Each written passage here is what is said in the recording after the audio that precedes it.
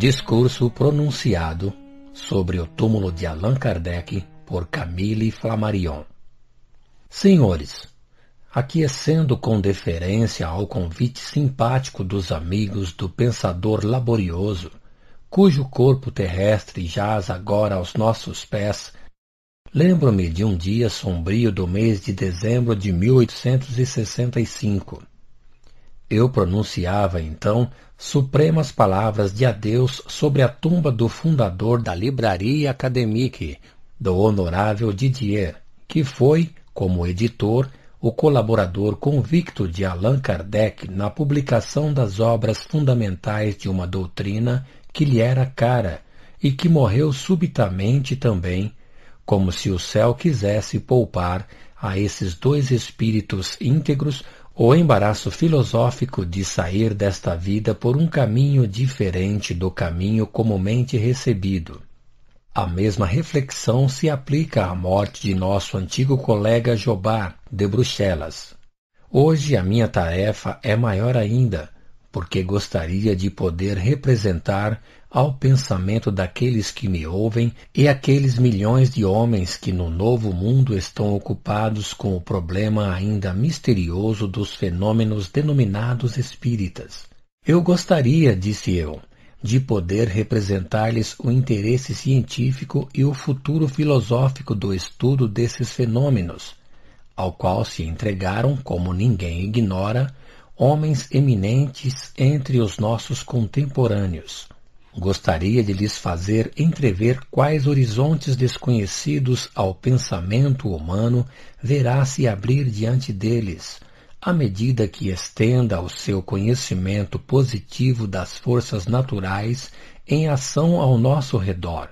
Mostrar-lhes que tais constatações são o antídoto mais eficaz da lepra do ateísmo, que parece atacar particularmente a nossa época de transição, e testemunhar, enfim, publicamente, aqui, do eminente serviço que o autor de O Livro dos Espíritos prestou à filosofia, chamando a atenção e a discussão sobre fatos que, até então, pertenciam ao domínio mórbido e funesto das superstições religiosas. Seria, com efeito, um ato importante estabelecer aqui, diante desta tumba eloquente, que o exame metódico dos fenômenos espíritas, chamados erradamente de sobrenaturais, longe de renovar o espírito supersticioso e enfraquecer a energia da razão, ao contrário, afasta os erros e as ilusões da ignorância e serve melhor ao progresso do que a negação ilegítima daqueles que não querem, de nenhum modo, dar-se ao trabalho de ver. Mas não é aqui o lugar de abrir uma arena à discussão desrespeitosa.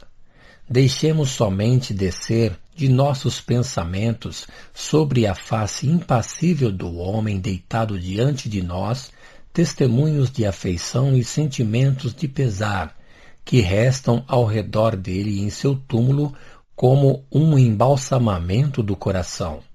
E uma vez que sabemos que a sua alma eterna sobrevive a este despojo mortal como lhe preexistiu, uma vez que sabemos que laços indestrutíveis ligam o nosso mundo visível ao mundo invisível, uma vez que esta alma existe hoje, tão bem como há 3 dias, e que não é impossível que ela não se encontre atualmente aqui diante de mim, dizemos-lhe que não quisemos ver se desvanecer a sua imagem corpórea e encerrá-la em seu sepulcro, sem honrar unanimemente os seus trabalhos e a sua memória, sem pagar um tributo de reconhecimento à sua encarnação terrestre, tão utilmente e tão dignamente cumprida.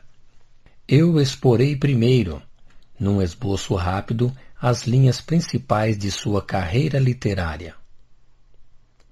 Morto com a idade de 65 anos, Allan Kardec consagrara a primeira parte de sua vida a escrever obras clássicas elementares destinadas sobretudo ao uso de professores primários e da juventude. Quando, por volta de 1855, as manifestações em aparências novas, das mesas girantes, das pancadas sem causa ostensiva, dos movimentos insólitos dos objetos e dos móveis, começaram a atrair a atenção pública e determinaram mesmo, nas imaginações aventurosas, uma espécie de febre devida à novidade das experiências. Allan Kardec, estudando ao mesmo tempo o magnetismo e os efeitos estranhos, seguiu com a maior paciência e uma judiciosa clarividência as experiências e as tentativas tão numerosas feitas então em Paris. Ele recolheu e pôs em ordem os resultados obtidos por essa longa observação, e com isso compôs o corpo de doutrina publicado em 1857, na primeira edição de O Livro dos Espíritos. Sabeis todos que sucesso acolheu essa obra, na França e no estrangeiro. Chegada hoje a sua 15ª edição, nota: no momento da presente edição deste volume, O Livro dos Espíritos alcançava sua 52ª edição. Difundiu em todas as classes esse corpo de doutrina elementar, que não era de nenhum modo novo em sua essência, uma vez que a escola de Pitágoras na Grécia e a dos druidas em nossa pobre Gália dela ensinavam os princípios, mas que revestiam uma forma da atualidade pela correspondência com os fenômenos. Depois dessa primeira obra, apareceram sucessivamente o Livro dos Médiuns ou Espiritismo Experimental. O que é o Espiritismo? Ou resumo sob a forma de perguntas e de respostas. O Evangelho segundo o Espiritismo, o céu e o inferno, a Gênese e a morte veio surpreendê-lo no momento em que, em sua atividade infatigável, trabalhava numa obra sobre as relações do magnetismo e do espiritismo.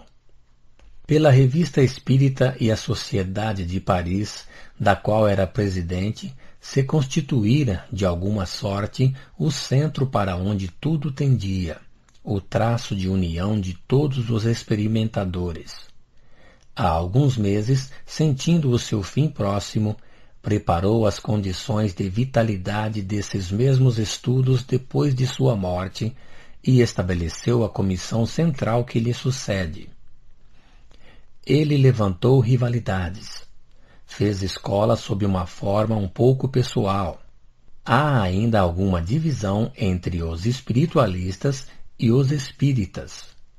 Doravante, senhores, tal é pelo menos o voto dos amigos da verdade, deveremos estar todos reunidos por uma solidariedade confraternal, pelos mesmos esforços para a elucidação do problema, pelo desejo geral e impessoal do verdadeiro e do bem.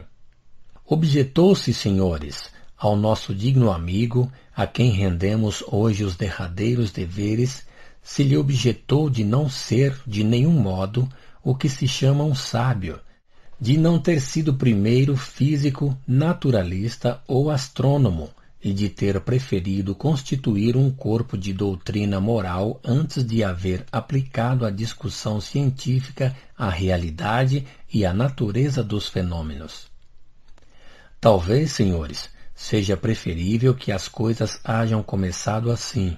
Não é necessário rejeitar sempre o valor do sentimento. Quantos corações foram consolados primeiro por esta crença religiosa? Quantas lágrimas foram secadas? Quantas consciências abertas ao raio da beleza espiritual? Nem todos são felizes neste mundo. Muitas afeições foram dilaceradas. Muitas almas foram entorpecidas pelo ceticismo. Não é, pois, nada senão de haver conduzido ao espiritualismo tantos seres que flutuavam na dúvida e que não amavam mais a vida, nem a física, nem a intelectual. Allan Kardec fora homem de ciência e, sem dúvida, não teria podido prestar este primeiro serviço e difundi-lo, assim, ao longe, como um convite a todos os corações. mas era o que eu chamarei simplesmente o bom senso encarnado. Razão direita e judiciosa, aplicava sem esquecimento à sua obra permanente as indicações íntimas do senso comum. Não estava aí uma menor qualidade na ordem das coisas que nos ocupa. Era, pode-se afirmá-lo, a primeira de todas e a mais preciosa, sem a qual a obra não poderia se tornar popular nem lançar as suas imensas raízes no mundo. A maioria daqueles que se entregaram a esses estudos lembram-se de ter sido, em sua juventude ou em certas circunstâncias especiais, testemunhas, eles mesmos, das manifestações inexplicadas. Há poucas famílias que não hajam observado em sua história testemunhos dessa ordem. O primeiro ponto era aplicar-lhes a razão firme do simples bom senso e examiná-las segundo os princípios do método positivo. Como organizador desse estudo lento e difícil, ele mesmo previu-o. Esse complexo estudo deve entrar agora em seu período científico. Os fenômenos físicos sobre os quais não se insistiu de início devem se tornar o objeto da crítica experimental, a qual devemos a glória do progresso moderno e as maravilhas da eletricidade e do vapor. Esse método deve tomar os fenômenos de ordem ainda misteriosa aos quais assistimos, dissecá-los, medi-los e defini-los. Porque, senhores, o Espiritismo não é uma religião, mas é uma ciência, ciência da qual conhecemos apenas o ABC. O tempo dos dogmas acabou. A natureza abarca o universo e o próprio Deus, que se fez outrora à imagem do homem, não pode ser considerado pela metafísica moderna senão como um espírito na natureza. O sobrenatural não existe mais. As manifestações obtidas por intermédio dos médiuns, como as do magnetismo e do sonambulismo, são de ordem natural e devem ser severamente submetidas ao controle da experiência. Não há mais milagres. Assistimos à aurora de uma ciência desconhecida. Quem poderia prever a quais consequências conduzirá no mundo do pensamento o estudo positivo dessa psicologia nova? Doravante, a ciência rege o mundo. E, senhores, não será estranho a este discurso fúnebre anotar a sua obra atual e as induções novas que ela nos descobre, precisamente do ponto de vista de nossas pesquisas. Em nenhuma época da história, a ciência desenvolveu, diante do olhar admirado do homem, horizontes tão grandiosos. Sabemos agora que a Terra é um astro e que nossa vida atual se cumpre no céu. Pela análise da luz, conhecemos os elementos que queimam no Sol e nas estrelas, a milhões, a trilhões de léguas de nosso observatório terrestre.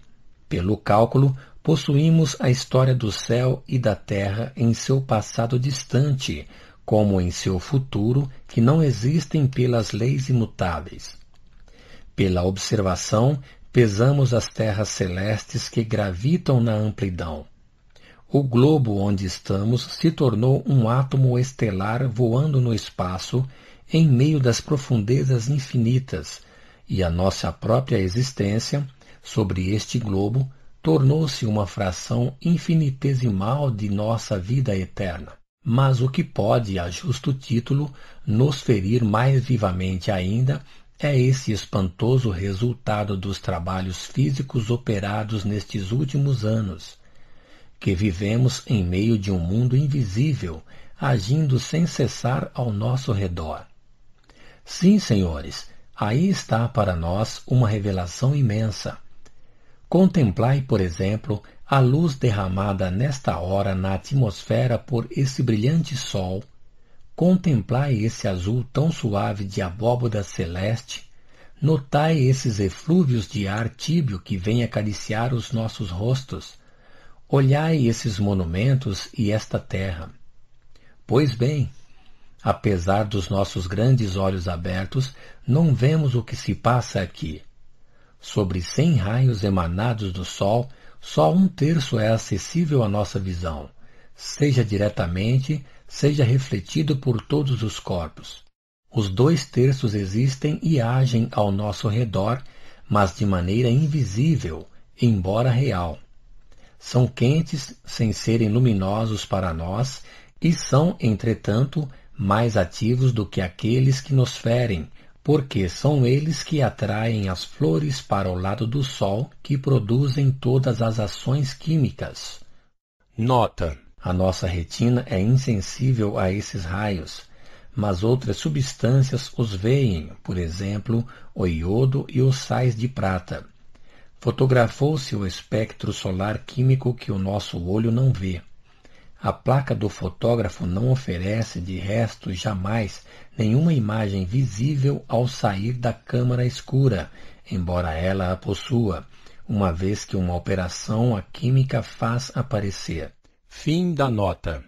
E são eles também que elevam, sob uma forma igualmente invisível, o vapor d'água na atmosfera para formar as nuvens, exercendo assim incessantemente ao nosso redor, de maneira oculta e silenciosa, uma força colossal, mecanicamente avaliável ao trabalho de bilhões de cavalos.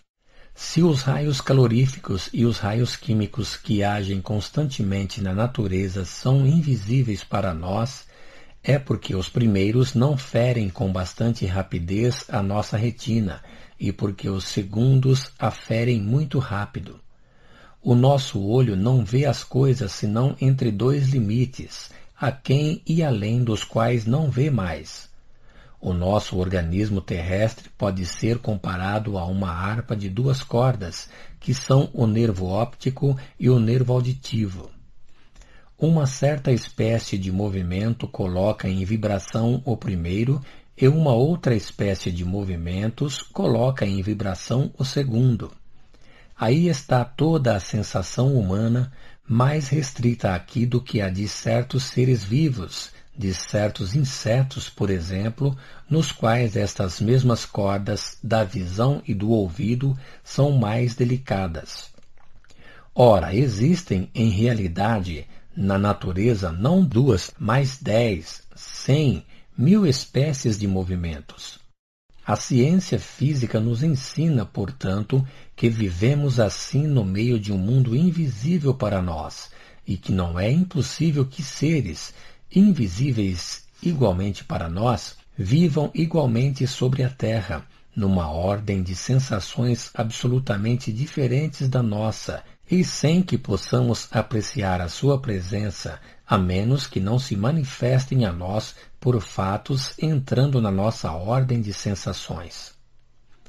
Diante de tais verdades, que não fazem ainda senão entreabrir, quanto à negação a priori parece absurda e sem valor.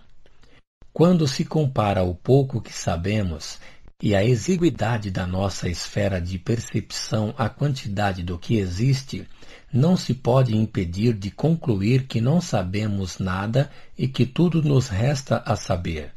Com que direito pronunciaremos, pois, a palavra impossível diante dos fatos que constatamos sem poder descobrir-lhes a causa única? A ciência nos abre visões tão autorizadas quanto as precedentes sobre os fenômenos da vida e da morte e sobre a força que nos anima. Basta-nos observar a circulação das existências.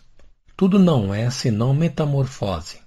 Transportados em seu curso eterno, os átomos constitutivos da matéria passam, sem cessar, de um corpo a outro, do animal à planta, da planta à atmosfera, da atmosfera ao homem, e nosso próprio corpo, durante a duração inteira de nossa vida, muda incessantemente de substância constitutiva, como a chama não brilha senão pelos elementos renovados sem cessar. E quando a alma se evola, esse mesmo corpo, tantas vezes transportado já durante a vida, devolve definitivamente à natureza todas as moléculas para não mais retomá-las. Ao dogma inadmissível da ressurreição da carne, substituiu-se a alta doutrina da transmigração das almas. Eis o sol de abril que irradia nos céus e nos inunda com o seu primeiro orvalho calorescente.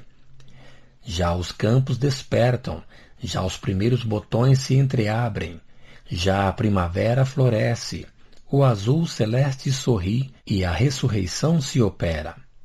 E, todavia, esta vida nova não está formada senão pela morte e não recobre senão ruínas. De onde vem a seiva dessas árvores que reverdecem no campo dos mortos? De onde vem essa umidade que nutre as raízes?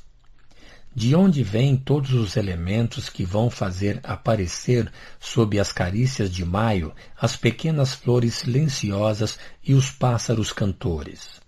Da morte?